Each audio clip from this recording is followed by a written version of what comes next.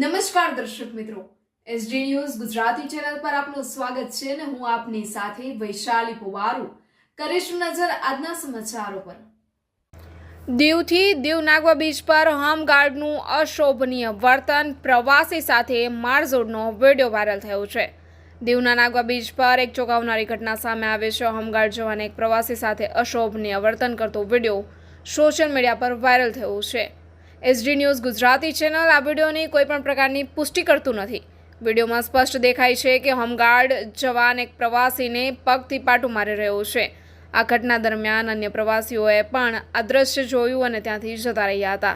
આ ઘટના અંગે કોઈ સ્પષ્ટ કારણ સામે આવ્યું નથી કે હોમગાર્ડ જવાને શા માટે પ્રવાસી સાથે આવું વર્તન કર્યું છે। જો પ્રવાસીએ કોઈ ગેરકાયદેસર પ્રવૃત્તિ કરી હોય તો તેની સામે કાયદેસરની કાર્યવાહી કરવી જોઈએ। ઉલ્લેખનીય છે કે આ પહેલાં પણ દીવ પોલીસ પર્યટકોને હેરાન કરવાના આરોપો સાથે વિવાદમાં રહી છે।